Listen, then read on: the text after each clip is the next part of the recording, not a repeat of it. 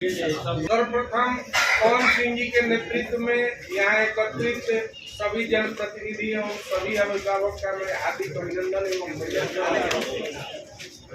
काराकाट की माटी और धरती का एक इतिहास रहा है कि काराकाट ने जिसको नवाजा है वो सांसद में जाकर मंत्री बनने का काम किया है,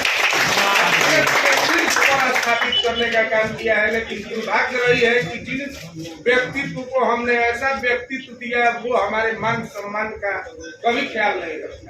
14 वर्षों से लगातार हम लोग सांसद बनाते रहे और 5 वर्ष तक हमारे विश्वास के साथ वो खड़े नहीं रहे। आज जनता में एक आक्रोश है उन सांसद के जो भी उम्मीदवार हमारे सामने खड़े हैं, और इस आक्रोश में पवन सिंह का हालात तो यहाँ ये था कि हम लोग एक सामाजिक समीकरण इसलिए बना रहे थे कि हम लोग वोट फॉर नोटा को वोट डाल देंगे, कोई उम्मीदवार हमारे योग्य नहीं है।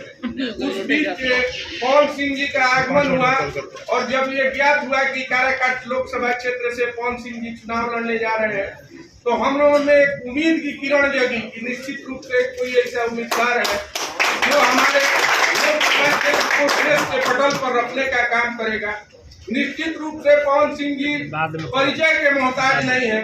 हम लोग भोजपुरी माटी से पलते हुए हैं और भोजपुरी को उत्कर्ष पर पहुंचाने वाले व्यक्तित्व का नाम है पवन सिंह। इस व्यक्ति के व्यक्तित्व का पहचान आज हम कहीं भी जाएंगे तो यह गर्व से कह सकते हैं कि भोजपुरी माटी के लाल हमारे क्षेत्र के सांसद के रूप में चयनित है।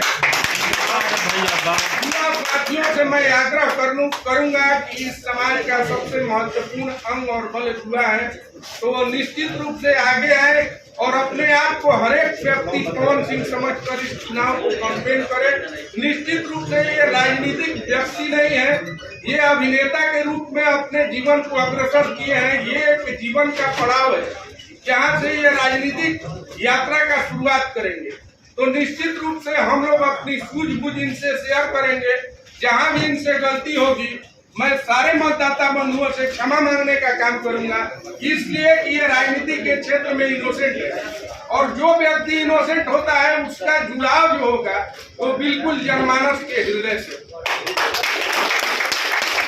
हृदय सम्राट को मैं निश्चित रूप से कहूंगा कि भारी मतों से विजयी बनाकर हम लोग लोकसभा भेजने का काम करें, जिससे हमारा काराकाट लोकसभा देश के पटल पर रखने का काम होगा और क्षेत्र का संपूर्ण विकास होगा। इसलिए इनके अंदर एक लालसा है, ये ख्याति प्राप्त करने के मोहताज नहीं है।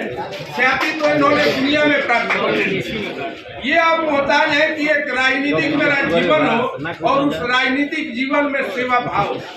इस महत्वाकांक्षा के साथ ये हम लोगों के बीच आए हैं तो निश्चित रूप से इन्हें मजबूत करने का काम करना चाहिए। इन्हीं कामों के साथ मैं अपनी वाणी को विराम देता हूँ। जय हिंद।